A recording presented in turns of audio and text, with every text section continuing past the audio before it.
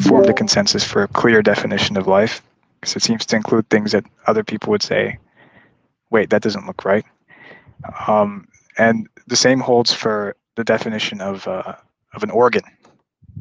So they would say, well, wait, most people, right, when they think of organ, like in any anatomy class, they think of a general dotted line around a certain figure, a certain space in a 2D image, and they say, that's an organ. How do you know? Well, it has membrane-bound differences from other membrane-bound stuff. It's like, okay. And what about the necessity attribute? Aren't you dependent on a seemingly external atmosphere for gas exchange? Aren't you dependent on a heat source, a photonic source, a source of certain kinds of radiation, in particular, and nutrition, of course? All these things seem to be necessary to your life. They also have like a seemingly dotted around figure where you can point out to them and say, that's the sun, that's the atmosphere, that's this particular layer of the atmosphere that you can survive in. That's the certain attributes of the atmosphere that allow you to survive in it seemingly. That's a plant. That's a particular kind of plant. You can, there are a lot of them actually, if it's living things, they also tend to be membrane bound. All of these things seem to be players in a gigantic system that culminates to something you can call here and now. And anyone can call here and now. And yet we treat them as alien, separate. So the alien argument actually reminded me, the other guy brought up, but he's gone, that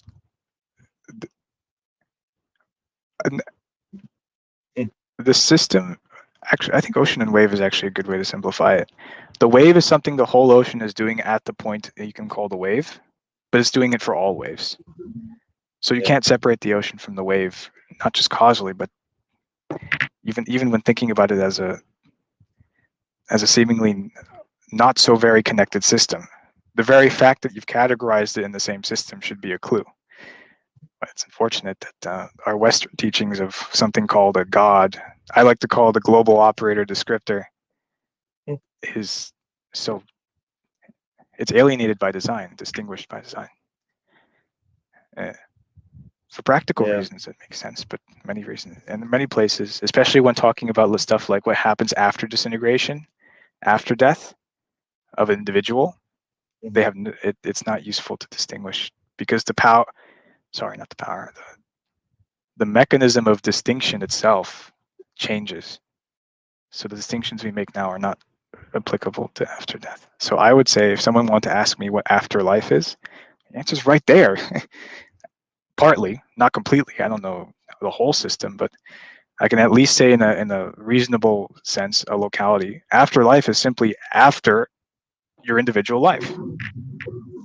So if you want to be invested in yourself and reiterations of yourself, as we're supposed to define them, you would actually care about future generations. And this is something that the Buddhists did with their idea of karma. Karma. Yeah, they would say, karma isn't like, and It's interesting when I hear some certain like introductory Western takes on Buddhist karma and Hindu karma from like the 60s and the 70s. And they imagined it to be some kind of soul essence, almost like an orb. And they would take these very artistic takes, visual artistic takes on what karma is when you live, when you're born, when you die, how it can be inherited. And it's like a little packet, like a particle kind of moving around from body to body. And I was like, what the fuck is this? No. It's simply a causal inheritance. And you can go off and you can get any job you kind of want, and you don't have to take on enormous amounts of debt as long as you put the effort in. And even if you get like in debt, or even if you have that's the thing. Yeah, you'll never have like a 65 or 70 year old person like an entry level job that way. Yo, what does everybody here sound like a bitch? Wait, does America have government pension? Just wondering. Does America have government? Only Shut your dirty ass the fuck! I'm gonna get you dirty bitch. Like, I fuck some mom, you stupid bitch. You nasty nigga ass fucking fake. I'm gonna get big bitch. You stupid bitch. Congratulations. What? He tried, bro. He tried. So America doesn't have government issued pensions, no? Dude, No, they don't. What was I gonna say? So Here's what I was gonna say. So I think this really goes into the work smart and hard rather than just work hard. I mean, that's obviously, I'm not saying like that working hard isn't bad, but there's also got to be a component of contributing. Dude, it sounds fucked, but like contributing to society, or so not the people not that contributing to society. Like, giving ideas that would. I mean, I hope you know what I mean, but if you don't, then that's fine. I catch it. I catch what you mean. Yeah. Hey, Flying, I got a question for you. So earlier you said that you would use regulation to prevent monopolies and powerful centralized points of, I guess, corporations, powerful corporations from dominating, right? So how would you prevent a local Walmart from absolutely destroying economically all of the competing stores in the rural area where it's built? How would you prevent that? I don't have an all-ending solution, but from my perspective, it would be partially probably a taxing system that is more, I wouldn't say fair, but more like, sustainable. And also to have, so as mentioned, taxes, and also like to not let them infiltrate into the political system. So what happens now with the big corporations? Yeah. Okay, so can I make this is like the obvious conservative excuse, but then they're just gonna price items higher, and then at that point, like they're gonna be like, "What the fuck? Why are these prices priced higher?"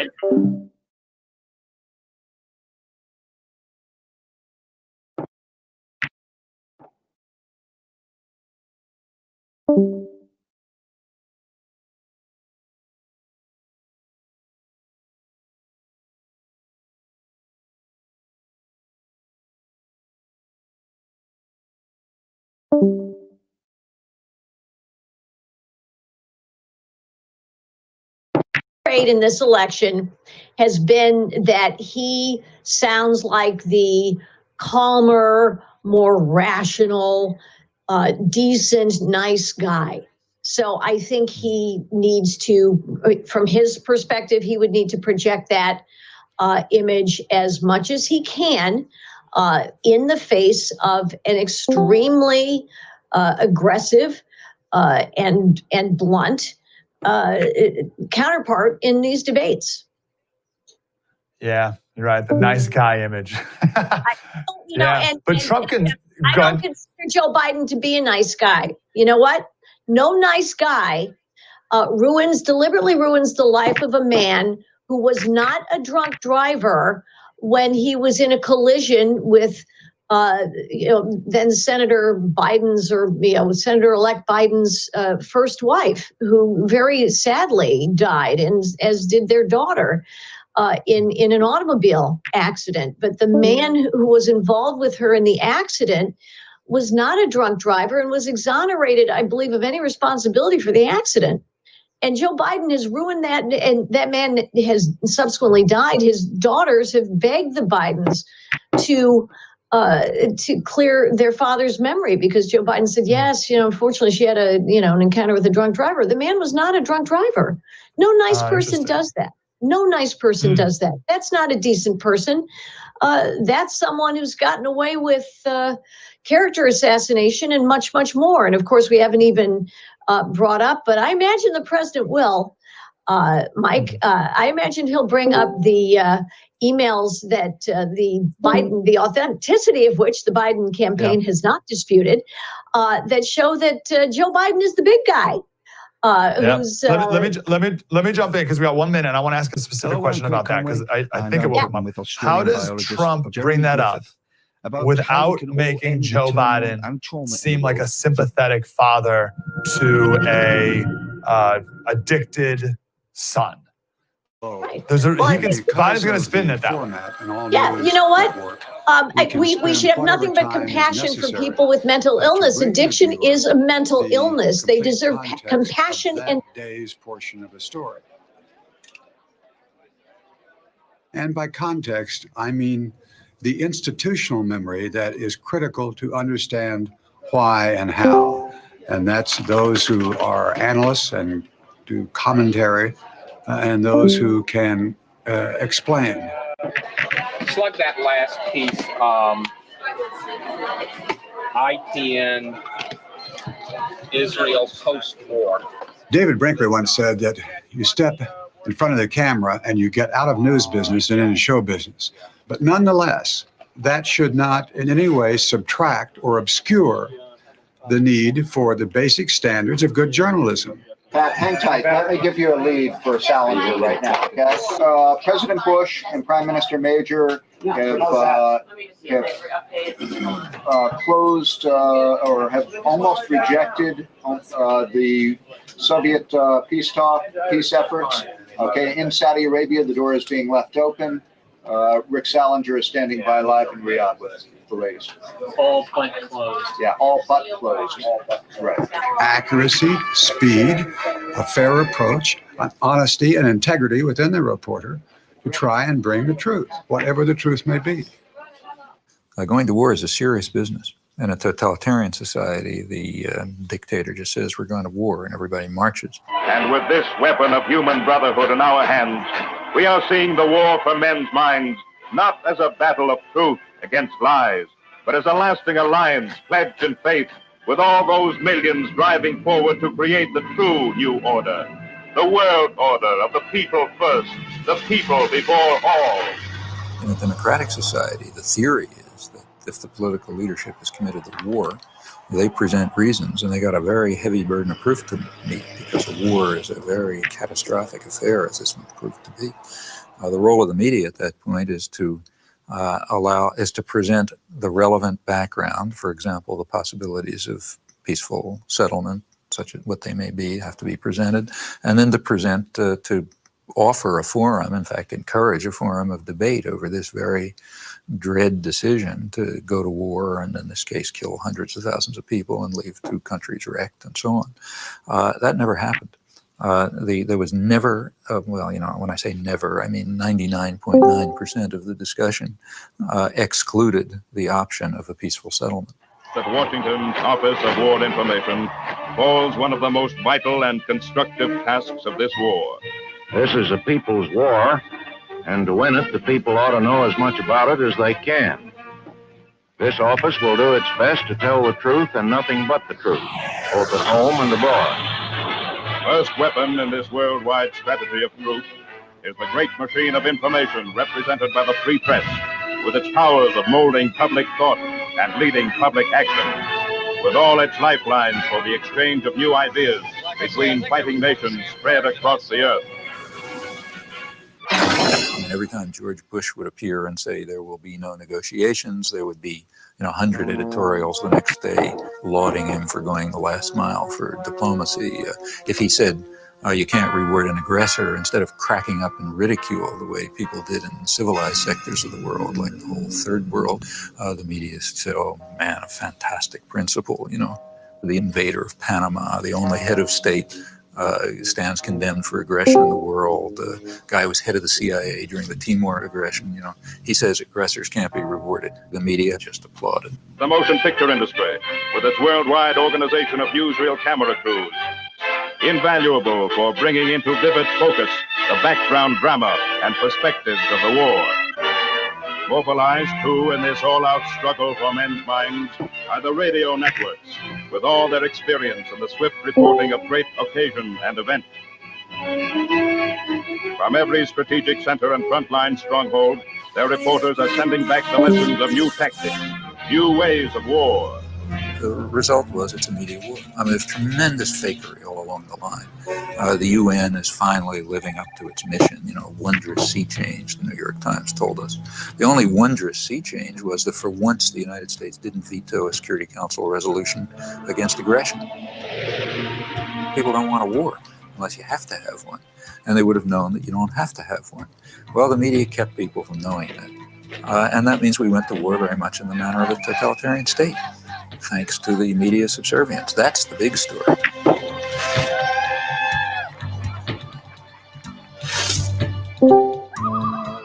Now, remember, I'm not talking about a small radio station in Laramie. I'm talking about the national agenda-setting media. If you're on a radio news show in Laramie, chances are very strong that you pick up what was in the Times that morning and you decide that's the news. In fact, if you follow the AP wires, you find that in the afternoon, they send across tomorrow's front page of the New York Times. That's so that everybody knows what the news is. And the perceptions and the perspectives and so on are sort of transmitted down, and not to the precise detail, but the general picture is pretty much transmitted elsewhere. The foreign news comes here to the foreign news desk. The editor is Bob Hanley. Bob, I suppose you get far more foreign news than you can possibly use in the paper. Yes, we do. We get a great deal more than we can accommodate in a day. And your job is to weed it out, I suppose. This is the selection center, as it were. And when I have selected it, I pass it across the desk to one or the other of these sub-editors. It comes back to me, and on this chart, I design the page. That is page 1 and page 2. Fine, Bob. Thank you very much. Why do you want to make a film about media? Well, Such a nice, quiet town. it's a beautiful town. Well, we're making a film about the mass media, so we thought, whatever, what a good place You to want to know come. where they got the name? So maybe you could start by introducing yourself. Yes, I'm Bowden Senko. I'm the Main Street manager and the executive director of the Media Business Authority. And we are in Media, Delaware County, in the southeastern part of Pennsylvania. Media is called everybody's hometown. The motto was developed as a way to promote the community. We're a very high promotion conscious community. When you walk through media, you'll be treated very well, and you find that people have taken the idea of being everybody's hometown to heart. The local paper, the Talk of the Town. The Town Talk. Do you read that? Yes, I read the Town Talk, yes. What do you think the difference is between the Wall Street Journal and the Talk of Oh, well, I mean, the Town Talk is completely local news, and it's fun. It's nice to read. It's interesting. You read about your neighbors and see what's going on in the school district and things like that. We're in business to make bucks, just like the big daily newspapers and just like the big radio stations, and we do quite well, and rightfully so, because we work very hard at it. I just want to show you a copy of the paper here, the way it is this week. It's plastic wrapped on all 4 sides, weatherproof, and hung on everybody's front door. And many times you'll find that this paper runs well over 100 pages a week. This particular edition, you have to remember there are 5 editions. This happens to be the Central Delaware County edition, which is the edition that covers Media, Pennsylvania. What you see here now is the advertising and composition department. Say hello, guys, will you? Hi. Hi there. And what we're doing now is we're putting red dots, green dots, and yellow dots up on the map, wherever there is a store. Now, the red dots are the stores that don't advertise with us at all. The green dots are the ones that advertise with us every week, and the yellow dots are the ones that would run sporadically. Now, we have computer printouts of every one of these stores, and what we do is we take the printouts of all the red dots, which are the bad guys, And what our idea is to turn these red dots into yellow dots and turn the yellow dots into green dots and eventually make them all green dots. So 100% of the stores and 100% of the merchants and the service people advertise in our newspaper every week. That way we won't have any more red dots. I guess there'll always be a few red dots, but I have high hopes that there'll be a lot more green ones and red ones when we're finished. Hi, I'm Jim Morgan. I'm with the Corporate Relations Department of the New York Times, and I'm here to take you on a tour of the New York Times. So let's begin. So they're just taking audio in here. Yeah, they're taking audio in here. Audio. No cameras, no still. We went over this quite thoroughly. They don't even take a still camera in here. We're in the composing room. This is where the pages are composed. This is the typographical area. What's the ratio of news to advertising? 60% ads. This might seem big, but it is average, in fact, below average. Our 60% might include, on some days, maybe 20 pages of classified advertising all to itself, where the rest of the newspapers weighted much heavier news to advertising. But the paper in its entirety, every day, large or small, is 60 ads, 40 news. Well, that completes our tour of the New York Times, and I hope you found it informative, and I hope that you read the New York Times every day of your life from now on. Now, there are other media, too, whose basic social role is quite different. It's diversion. There's the real mass media, the kinds that are aimed at, the guys who Joe Sixpack, that kind. The purpose of those media is just to dull people's brains. This is an oversimplification, but for the 80% or whatever they are, the main thing for them is to divert them, to get them to watch National Football League and to worry about, mother with child with 6 heads or whatever you pick up in the, in the thing that you pick up on the supermarket stands and so on. Or, look at astrology or get involved in, fundamentalist stuff or something, or just get them away, get them away from things that matter. And for that, it's important to reduce their capacity to think. The sports section is handled in another special department. The sports reporter must be a specialist in his knowledge of sports. He gets his story right at the sporting event and often sends it into his paper play-by-play. Take, say, sports. That's another crucial example of the indoctrination system, in my view. For one thing, because it offers people something to pay attention to that's of no importance, that keeps them from worrying about, keeps them from worrying about things that matter to their lives that they might have some idea about doing something about. And in fact, it's striking to see the intelligence that's used by ordinary people in sports. I mean, you listen to radio stations where people call in, they have the most exotic information and understanding about, all kind of arcane issues. And the press undoubtedly does a lot with this. I remember in high school already, I was pretty old, I suddenly asked myself at one point, why do I care if my high school team wins the football game? I mean, I don't know anybody on the team, they have nothing to do with me. I mean, why am I cheering for my team? It doesn't make any sense, But the point is, it does make sense. It's a way of building up irrational attitudes of submission to authority and, group cohesion behind, leadership elements. In fact, it's training in irrational jingoism. That's also a feature of competitive sports. I think if you look closely at these things, I think typically they do have function. And that's why energy is devoted to supporting them and creating a basis for them, and advertisers are willing to pay for them and so on.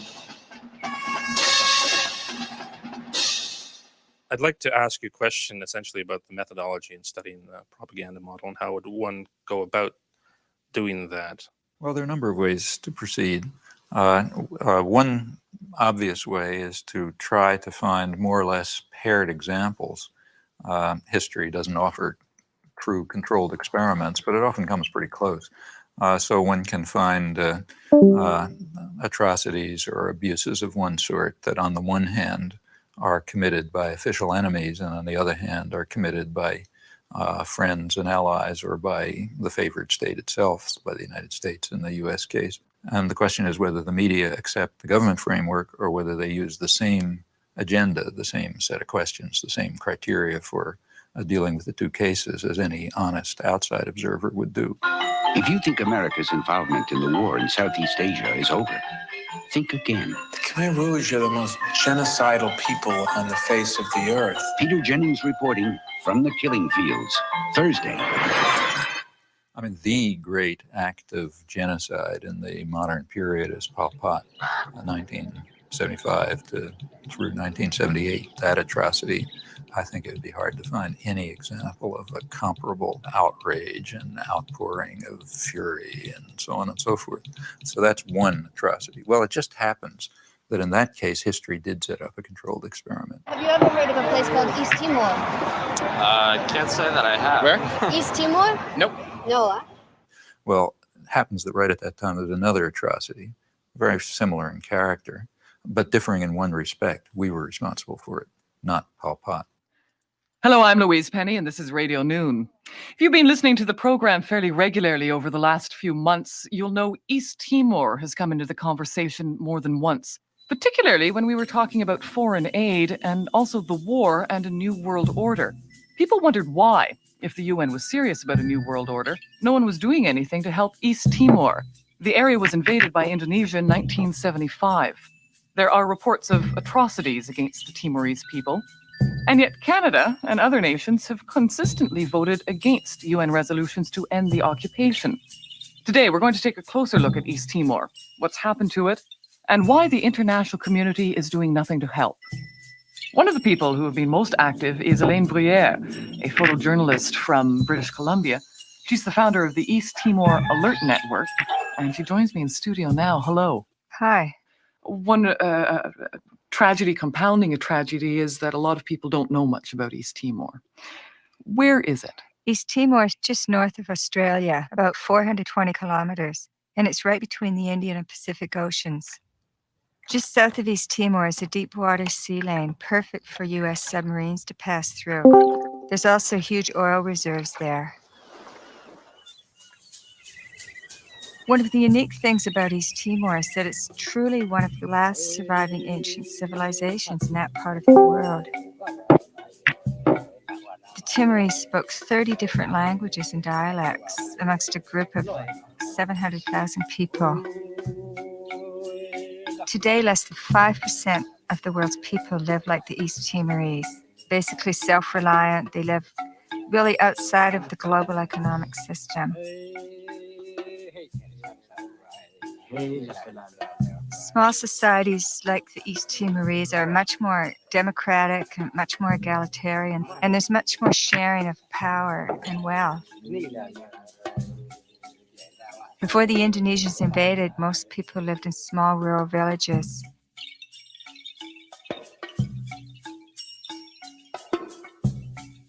The old people in the village were like the university. They passed on tribal wisdom from generation to generation. Children grew up in a safe, stimulating, nurturing environment.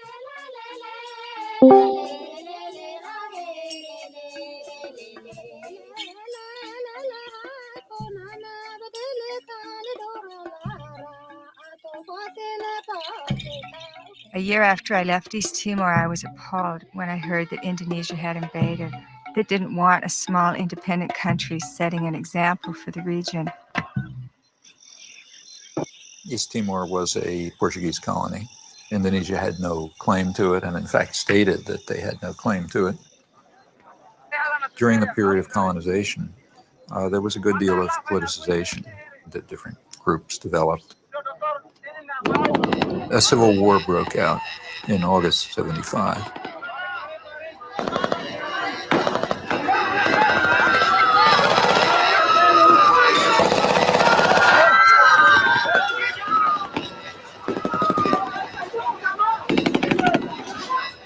It ended up in a victory for Fredland, which was one of the groupings, described as populist Catholic in character with some typical leftish rhetoric.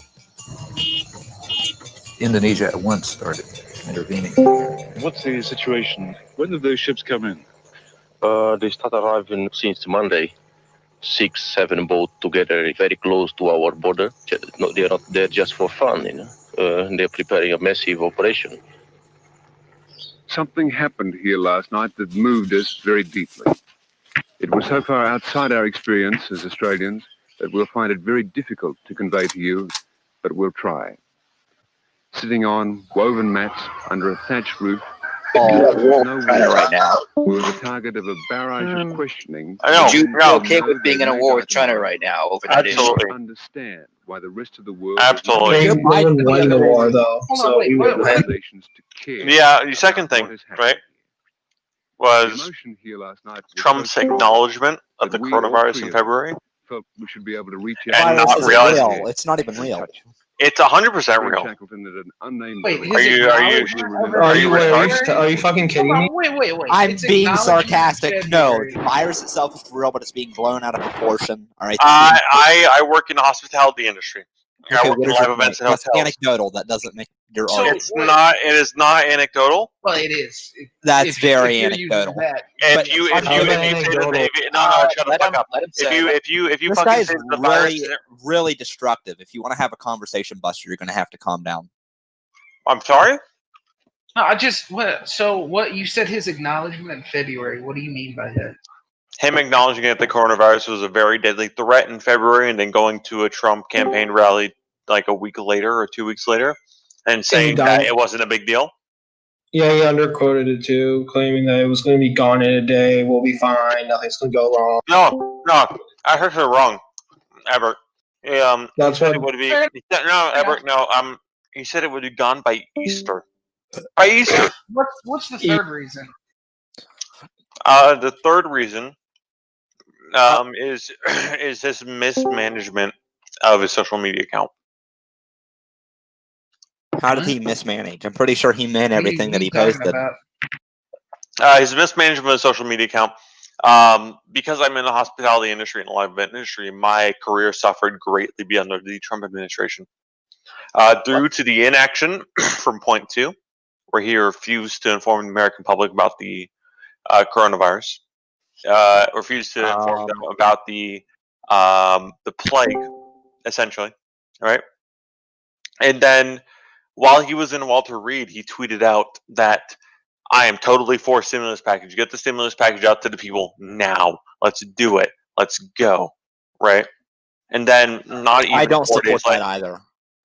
not even 4 days later, tweeting out, there's not going to be any coronavirus stimulus package until I win the election. Okay, so the stimulus package thing came down to that Democrats were wanting ridiculous shit. I think Like it what? was like $4 trillion, and they wanted to get rid of fucking ID verification on voting and like universal Can you provide a mail-in source on that? voting and yeah, I can provide a It's fucking literally source on this. Yeah, I can definitely provide a source for that. Do that shit, man. Trump 2020? Question mark? Trump 2020, sensitivity yes, training. Trump 2020. Trump 2020? Question mark? I mean, I voted for Biden, so. Loser. I love the guy who came in. Loser. Who the hell said that? That was me. It's You every muted that. This is what they do. This is the far left, the radical left. This is what they do. Oh my god. Hold the fuck on. Am I radical left because I voted for somebody that? Yeah, you support BLM. Biden loves minors. I'm sorry. Are you calling me a pedophile? You support Biden. I'm not calling you a pedophile because you support Biden. But I'm saying don't you try to support a pedophile. fucking bait him, dude. I'm not even baiting him. Like what the fuck are you trying to say? What are you on about? What the fuck are you trying to say? You're saying that BLM Biden loves minors, so that if I voted for Biden, I fuck minors? Like, what the fuck are you trying to say? I never claimed that at all. You're making really broad assertions. Broad assertions off of fucking right-leaning rhetoric. Fucking with you, Buster. You're getting Buster, you're really emotionally invested right now. I win this debate by default. Oh, fuck. That's not how that works. We are Calm just down, 2 Buster. hours away from the main event of the lifetime. He's Let's very go. As someone that has been like a victim of that shit, don't ever call me a fucking pedophile. I never claim. I never. Whoa, you're getting really defensive for something that never even happened. Did anybody in here hear me call him a pedophile? You insinuated it. How did I? How did anybody record that? You said Biden loves minors. You said that. Yeah, I said Biden loves minors. You're a fucking idiot, man. Did he not say that he likes children jumping on his lap? Does he not like have footage of him like sniffing children's head? He likes minors. Bro, like how many fucking times does he have to fucking sniff a child or grope a child for this to be and fucking Trump like grabs not okay? women by the I would vagina. still like Remember somebody. that? If So the anybody in difference here, is, if Remember you're wait, so the moderator, difference, I would so the speak. difference is those are Trump adult grabbed women by the vagina. Those are adult women. Like I'm how many times Biden speaking, Mr. touched Vice kids? President. I'm speaking. How So many wait, hold times on, did Biden hold on. touch kids So inappropriately for this Trump to be a talking about problem? molesting adult women. I would say that. I would It's say a that. lot. Okay, so I'm there's not a done yet. I'm not there's done yet. I never there's a said I was done. gigantic difference. Well, I would I'm say not. that Trump. Hey, I would ladies, sweethearts. I'm not done yet. I never said I was done. That's All right, disrespectful. Go ahead. That's coming All from right. you. Why is this guy a mod? If Trump's Somebody saying demod that this guy. if Trump's saying that he would date his daughter if they weren't his daughter. Okay. No, I never said that. Yes, he did say that. Trump Yeah, did Trump. say that. And I literally have footage of Ivanka grinding on Trump. What's your argument? We're talking about Biden. yeah, Ivanka was So what? underage, and Trump saying no, that she he would date wasn't. his daughter. No, she wasn't. But We this were is having that conversation. She was like Filing fucking a scandal as what are you well. talking about. So it's not just Biden; it's also Yo, Trump. UPS, Trump what up? And then you got Trump's Trump's relationship with Epstein. You got Trump's relationship with Epstein, What and relationship? also his relationship where he's What relationship? He's in pictures with Epstein, fucking hugging, Yes. touching him on the cheek. So is the entirety. So is the entirety of Washington and all business. But What? Did So you see what? Trump eat pizza? He just had pizza. Trump had shut pizza. the fuck up. No, Trump had is pizza? literally No Trump way. is literally on photos kissing there's Epstein's cheek and then There- coming there's out pictures and of Bill Gates no, doing no, that. no, hold on, shut up. And Trump's actually coming out and saying, "I don't know Epstein, never met with the guy." Right? And what? I don't understand what your point is. There's My literally point is that Trump is doing one thing and then saying another. He is no better. You're also than the aware Democrat. that see the Trump problem is- banned. Trump is No, going to he's make law America great again. just saying, Trump, like this is the Epstein problem, has right? Epstein has pictures Trump with is gonna- literally the entire top level of fucking all of Including Washington Trump. and all of business. You guys Including just support Trump. one thing, and you think that it's an entire Okay. reason to not. I mean, personally, you can have that. Oh, Epstein had a picture with Clinton. But he also had a picture of Trump. So it doesn't support my narrative. So let me go with a picture of Clinton. Trump goes to church. He's been repentant from all his sins. That's cringe. So if you go to church, it's okay to fuck Trump, kids. Trump is a But Freemason. he's been You have to repentant understand. for- I would he still reads vote for the Trump. Bible. Trump is a So, Freemason, satanic Jesuit. What Okay. I heard is So Wait, the Trump, difference- so the hold on. difference here Trump is- is a Freemason, but he opposes the fucking Bible. what I've Like, heard. Yeah, he's not a Christian. So you have to understand. You have to understand that this government is actually controlled by the Roman Catholic Church, all right, Freemasonry. Matter of fact, the first. Just claimed it. Just claimed to be But here's homeless the thing. or Here's have the some thing, form. though. of- The other no. What do you mean claim to be homeless? Like they're homeless. No, I but said they claim could- to have a mental illness, like pretend to have one. No, not claim. They're diagnosed. I think. Hold on. Let me look. I gotta look. How many people have been Pretty sure diagnosed? the 35 to 40% number is an estimation, but it's not a bad estimation. So probably here's on- the on money. like again. So I would be 100% fine with not only giving these people all of the things that the welfare state can offer, but even expanding the welfare state a lot. And to counter the problem that you are saying that absolutely is an issue, bruh, I would just make it so that they had to go on long-term birth control or sterilization, right? Because then this person is incapable of taking care of themselves. Us as a society are choosing to give them a good standard of living, including internet. I would include internet with utilities, by the way. And the only trade-off that, again, is completely optional, they don't have to agree to any of these handouts, right, is that they just shouldn't have children while they're in this situation. Why? Because the Because children will be in a there's horrible more of environment. And you don't want I to would- have more people I who would. are... I would sort of can agree rock with that. I can rock Yeah, I wouldn't have a problem with it. I just wouldn't like go out and openly support it. But one thing I believe, actually, hold on. I have a question for you, Mistro. what do you think makes up the majority of?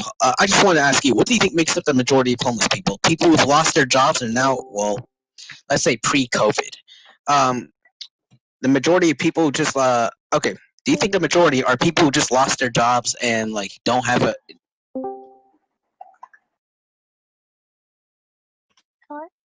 I think the mic went. Yeah, it was actually really painful to listen to that as well. What happened? His mic went. Is dead.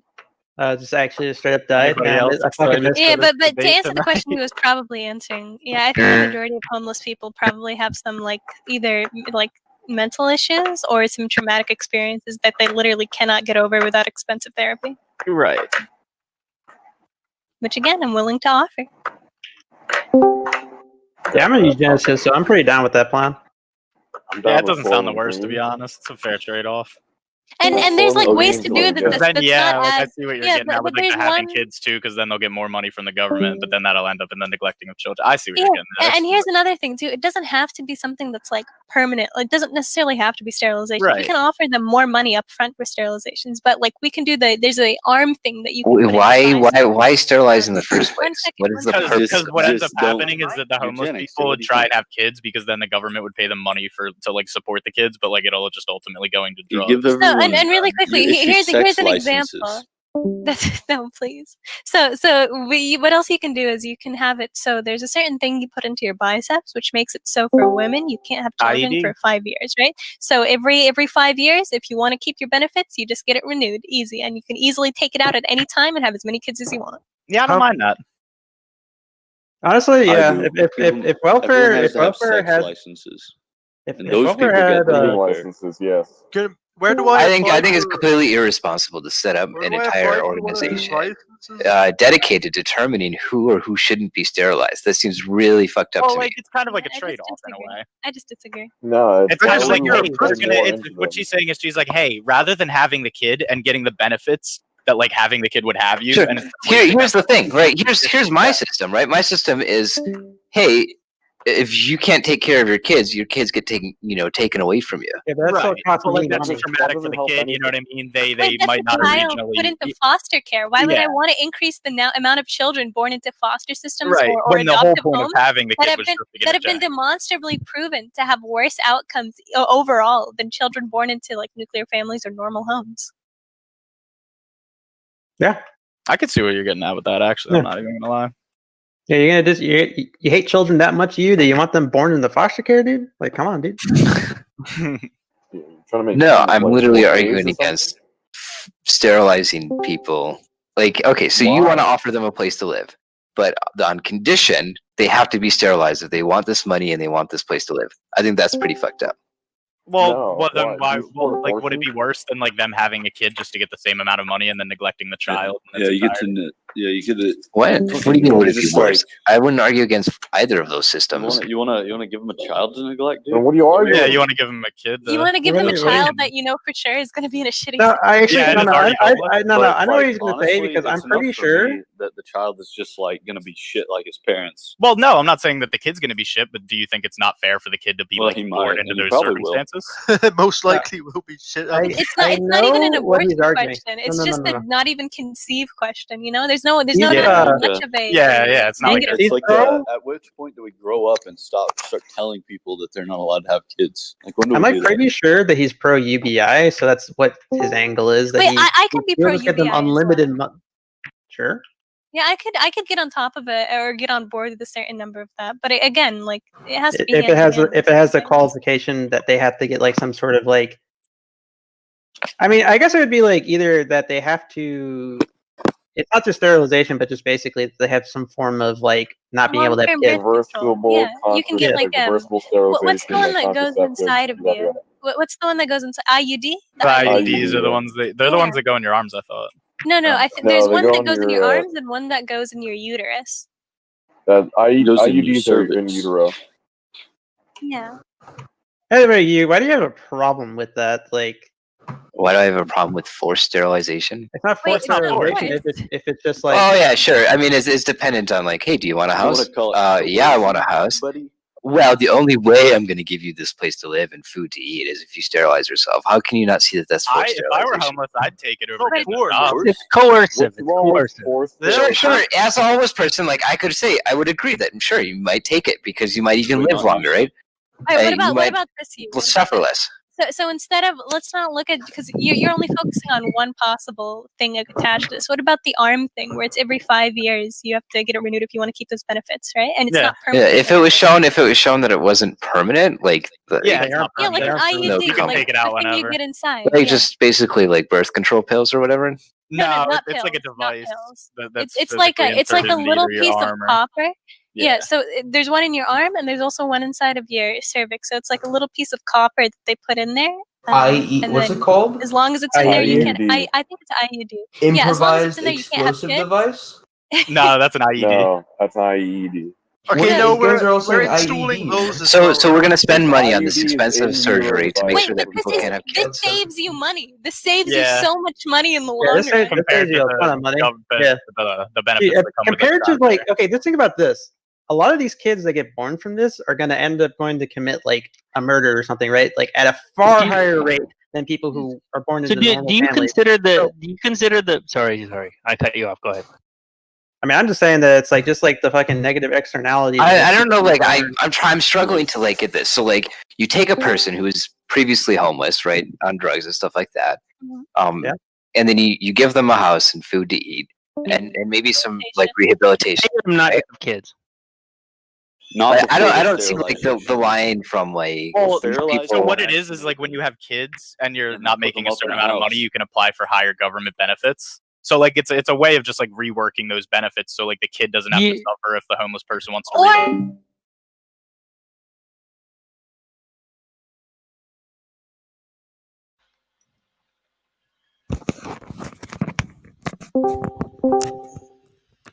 We join it in the third frame.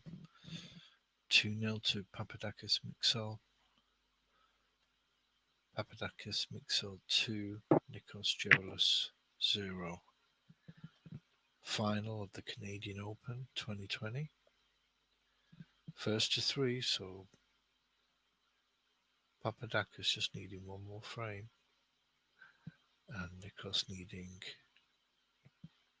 3 frames.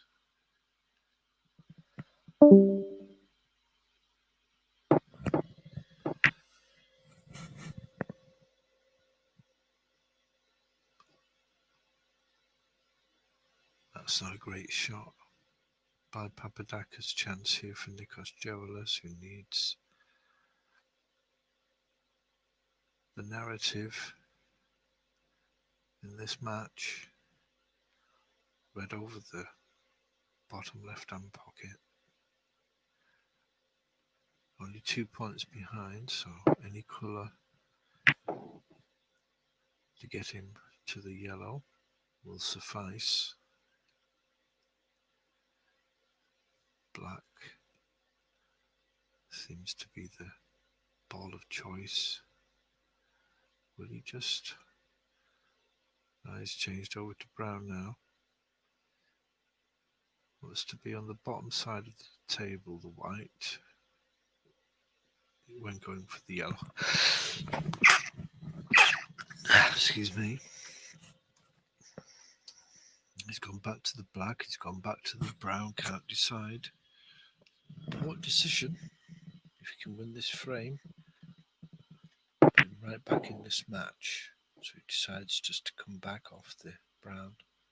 Now has a decent shot at the yellow as he goes 3 points in front.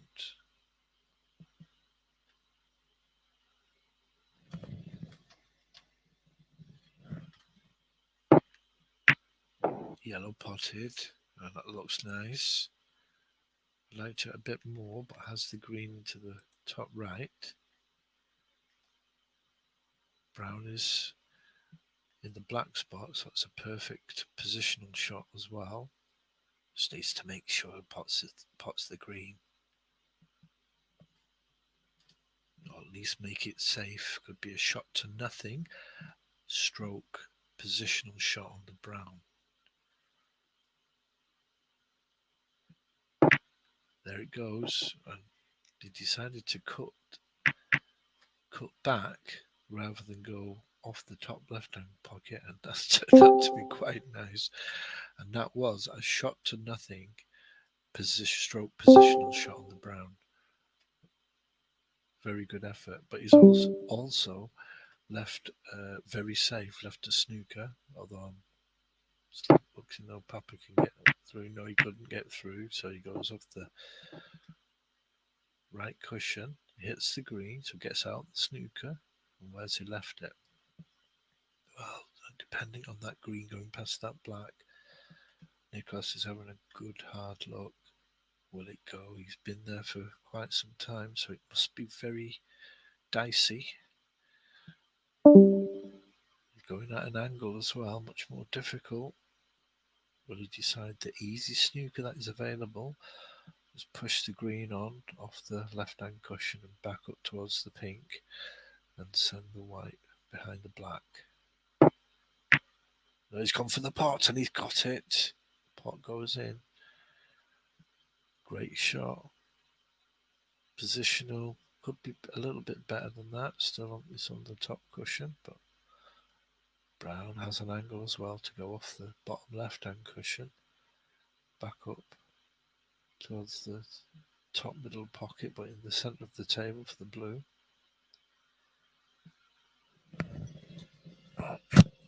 Or equivalent.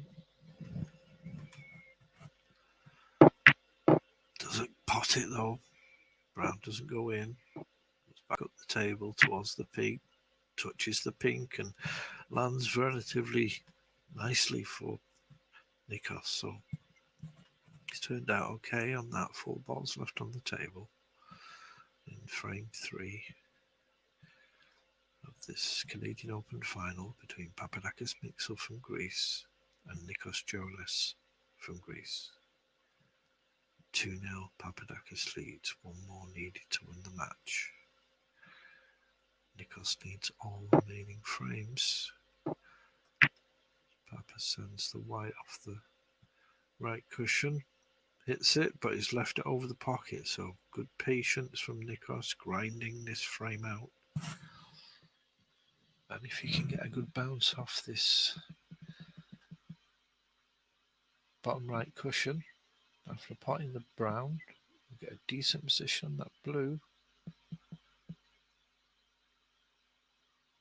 That would leave. We just need the blue then for snookers. There it is, and that's a great shot, a great position to be in. So this blue to leave Papadakis Mixel needing snookers, and with knowledge that he might be going into a 4th frame. There's the blue, so snookers needed now by Mixel.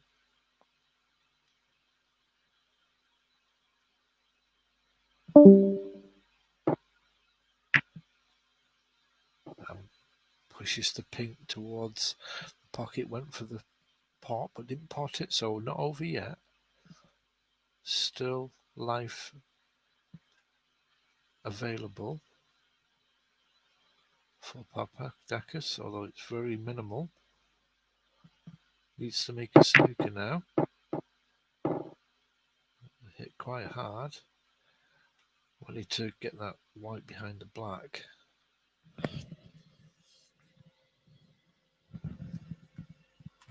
Doesn't do that. The pink lands near the bottom right hand pocket, so a chance here for Nikos. Another chance, similar shot as last shot, just to pop that pink and seal the frame.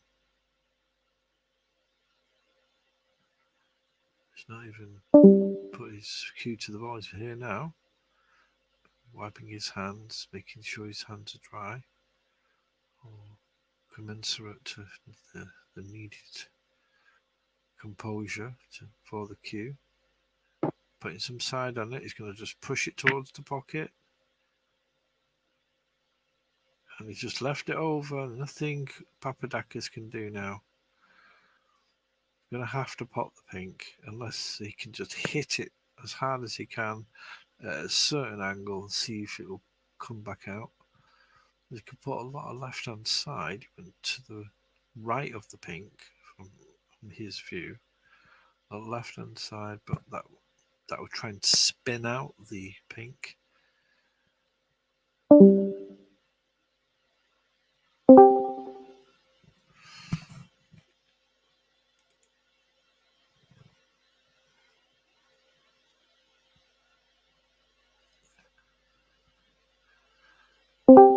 Some talk being exchanged, but there you go. Papa couldn't.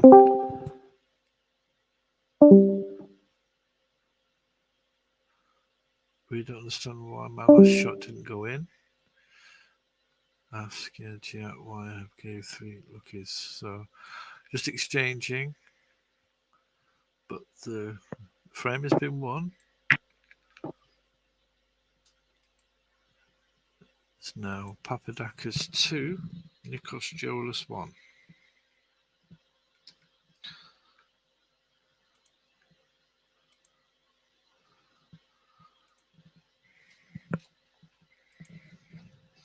They just go through the formalities.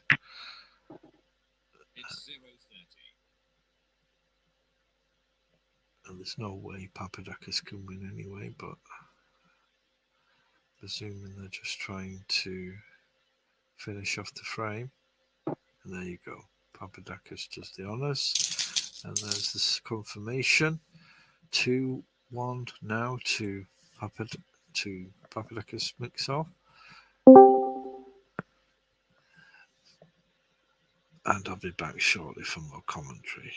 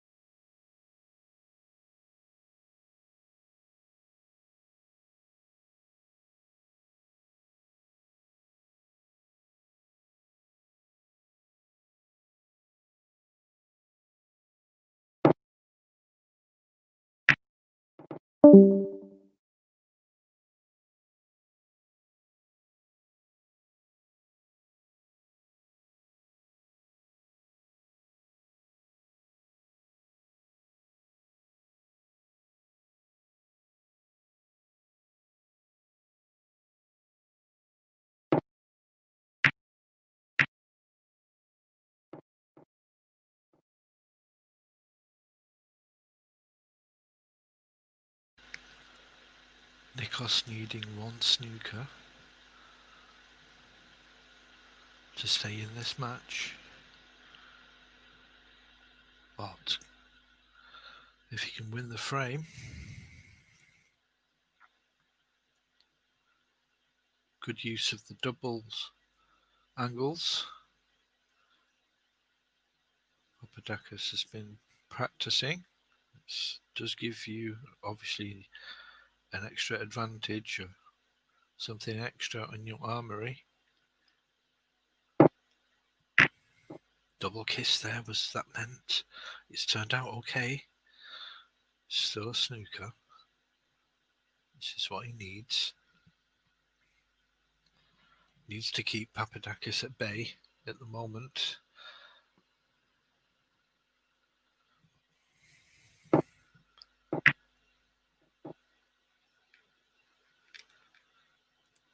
Just gets out of the snooker. Leaves it in a nice position for Nikos to get a snooker here. Send the yellow back off the left-hand cushion, back down towards between the pink and the brown, if possible, or go past the pink, hit the green, and into safety. Meanwhile, the white should go towards the black.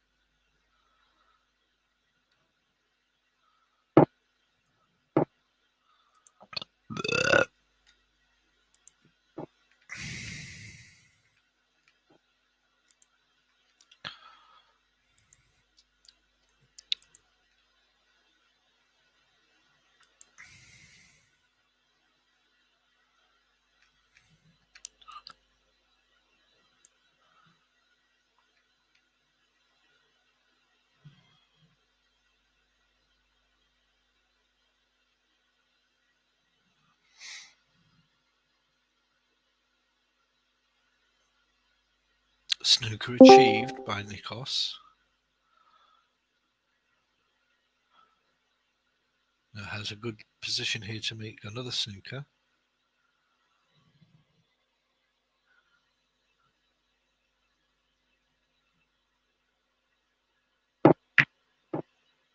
Oh, he's hit the blue, but the cue ball is good. And that brown. Decent snooker. Not that easy to get out of.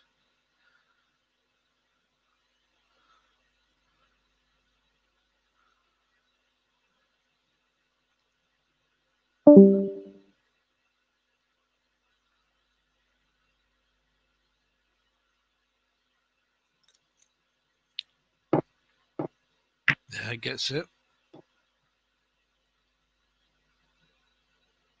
Left it straight. Potable. Do it with a touch of screw to come down behind the green and the pink should the yellow miss. So as a buffer, a shot to nothing.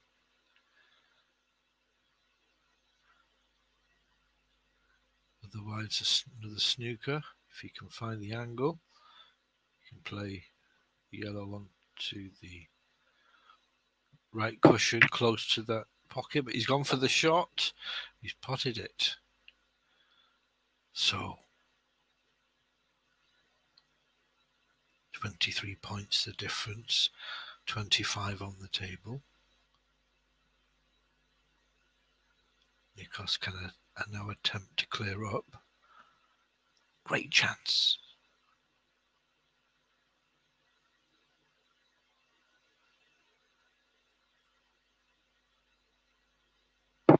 it goes. Oh, it just wobbles into the pocket.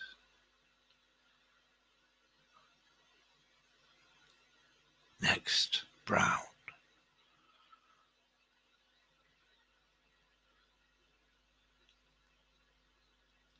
It's to get it come back off the top cushion, back down past the pink, so it has a good angle for the blue. So you can get the pink, the white, sorry, near where it is now after this shot, this level of the table. And he's missed the brown. Brown is missed. Papadakis on the table now.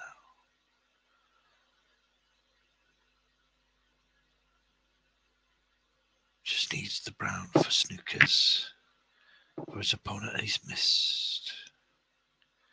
No brown gone.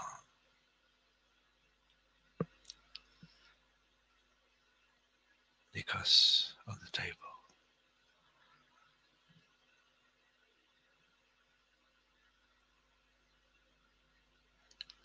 May not worry about the position here.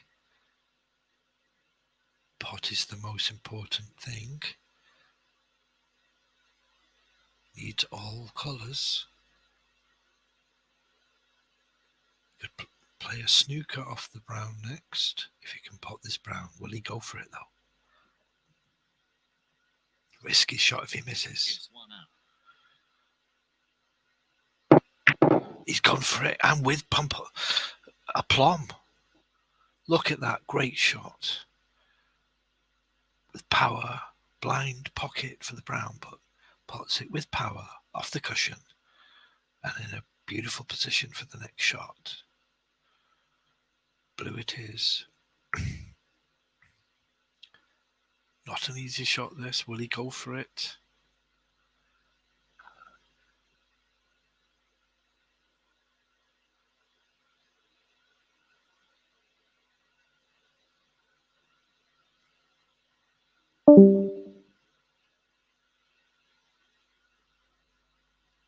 Taking his time.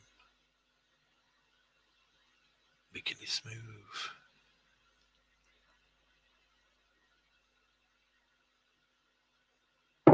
There it goes. No. Missed it.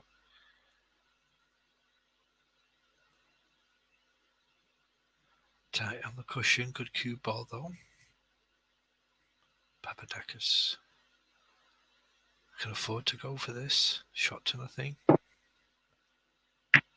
He decided not to. Perhaps he thinks it's going to be quicker for him to kill his opponent rather than kill off the game.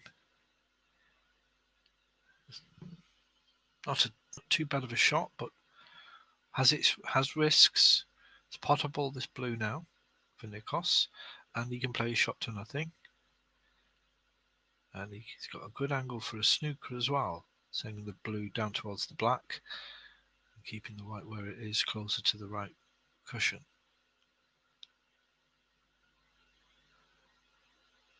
Will Nikos risk the shot to nothing shot, or shot to nothing is a shot that is supposed to be doable, but it's getting the shot right scientifically as well. And did try the pot, but didn't pot it. Missed it.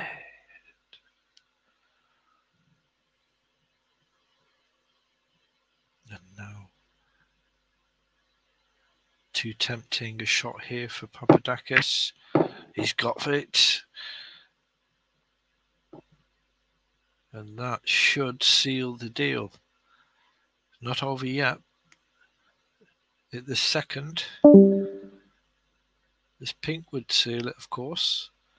If he doesn't pot the pink,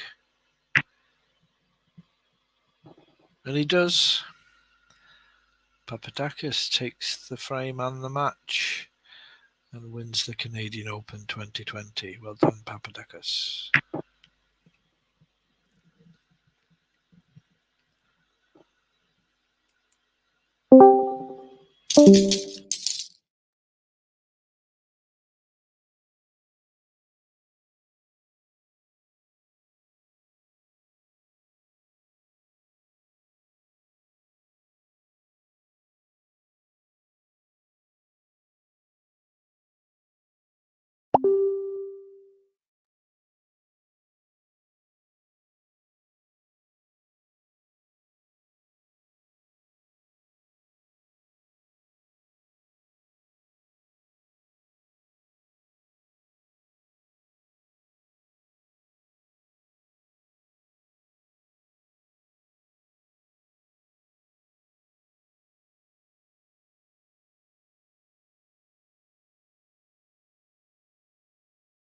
injecting fucking heroin, and like you think that they should, they should be able, they should have the right. Opinion. You think it's That shouldn't be unreasonable judgment. to say that maybe you should be sterilized temporarily so you can get on this system, get into a house, get all this treatment done, and then after when you're safe and there are drugs in your fucking system that would negatively impact the birth of the fucking child, then you can do all that shit.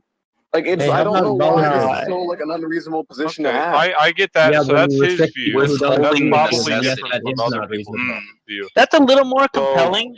Sorry, the Yeah, drugs in the not if system you don't thing. agree with that, and then you're restricted from preferential. Oh, so government there services are and funds. instances where you It's allow so this. obvious. Okay, so I don't want to hear the asshole fascist view or the Poindexters who sound like goobers. No, I I want to think just that's hear. freedom. I just Hold on. I just want to Hold on. hear one thing from this question, because I'm not. Depending on like how you guys see this pretty much defines the whole underlying thing. Because what I can tell is you're talking to some literal non-Marxist socialists on a national scale, and then you Hello. guys are like sock dims, right? I'm not, And though. you guys like I'm not liberty. that. Not you. You're some weird I mean, environmentalist. sock So you dims are have the social environmentalist. I like I'm a trees. libertarian. So, That's what I like. what I'm trying to ask Thank you. is if there is a metric that can a threshold exist at which you can't? We've already accepted that there is, but outside of the health concerns of the child, outside of that, more of a standard of life. Through a standard of life, you end up selecting for a certain political belief. So, would the standard, should it exist for you having children? So, should the people, you have some kind of hospital, they look at your income and all that, like before you guys decide to even have kids, and they're like, nope, you can't. Sorry, you make 30,000 a year, you can't afford a kid, so on and so on. No, I think the solution is to one, encourage people through education not to have children until they're prepared to have children, and two, I think Okay. the problem of children being born to people that are not in a place to take care of them, I think that can be done through state No one support. said that couldn't happen.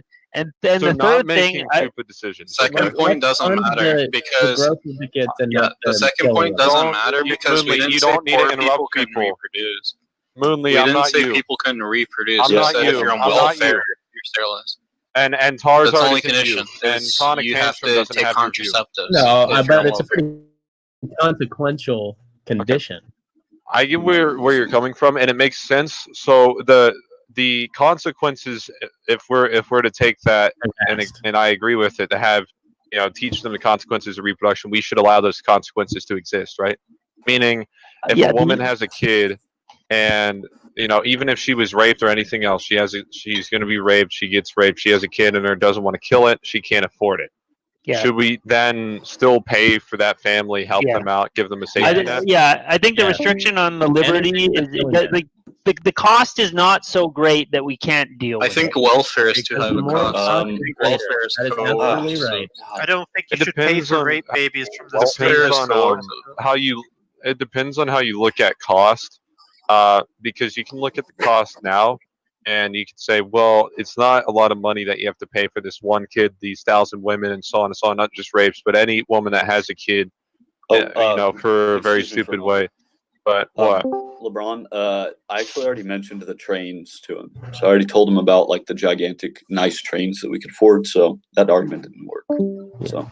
Oh, that didn't work? No, I tried. But that's a good argument. I know, dude. That's what I said. Well, you can try to suppress life, but you can't stop it. People are going. Wait, what was the argument he gave you? Because maybe it's not. Well, I don't recall my specific argument, but like as long as you can optimize society, my position is you could always justify any action by saying society will be much better if we just like hyper incentivize this certain behavior until you eventually have one path that everyone's going down out of we aren't incentivizing that. We're de-incentivizing. Stop saying we, because I'm not with you. I get what you're saying, and incentivizing, de-incentivizing, you can be utopian, and that ends up causing more problems than it solves, to be honest with you. But what I can see is that you're now, you may disagree with me, but I think you're more of a utopian than I am, or maybe not. I'm not a utopian in any way, but you're a guy who wants to take away the consequences while teaching the consequences. So you want to say that a woman gets raped or X, Y, or Z, has kids at 16. Here's why you shouldn't do it. Then you also want to then pay for it if it Or happens. mitigate the consequences. The consequence is always there. Like having a child, even if like It is there. you give the food, you get like even if you feed the child to give the child the best chance, and feed the woman who has the child or the man who has the child, like Right. there's still a consequence, and it does mitigate the consequence. So in theory, yes, it. Pardon me. Life is a consequence. I know. I'm arguing that the consequence is still there, and I think I'm trying to balance like I the get what you're limited role of saying. government with like the harm that's caused by mitigating the consequence. Limited role of government. I get what you're saying. I mean, it makes having sense. welfare I think it's probably, yeah. I think it's probably like it doesn't sound bad to anybody who's reasonable. That okay, you have a kid. Like we try to not have people having kids because, quite frankly, your kids aren't going to be that great. We're not going to have the government tell you not to do it, but we're gonna incentivize it. We're going to encourage you not to through school and so on. But then at the same time, if you happen to make this bad choice, then we will still pay for it. But in your view, it's still a consequence, and I can see that. I think you have an issue though of where you're not willing to. And I think this is a moral problem a lot of people have when they're trying to make, like you have libertarians and other people who have these views where they have to be consistent within this frame, but their frame isn't big enough to either be longer thinking or not calling you stupid, but to be longer thinking or think about everything else and just accept that some things that are bad have to happen. Well, to be fair, this worldview is being sprung on me, and I'm trying to wrestle through it while I do the dishes. So I concede that I have not thought through. We're all in agreement of that. I have not thought through the full ramifications of this entire ideology, and I am just probably biased. I'm just going to finish my sentence. I'm probably biased against the government stepping in and paying people not to do something. I get you. And It's so- want to be socially done. I do get that. I don't think there's a lot of like avenues to this, to be honest with you. There's a lot, and it's not there's a lot of chinks in what your argument or saying that you're stupid or anything like that, but there's a lot of things that you can say that is a problem whenever you try to not be nuanced about something, where you try to stay consistent within some kind of egalitarian view and so on. For example, if I'm a guy and I'm saying, well, we should not burden you with the consequences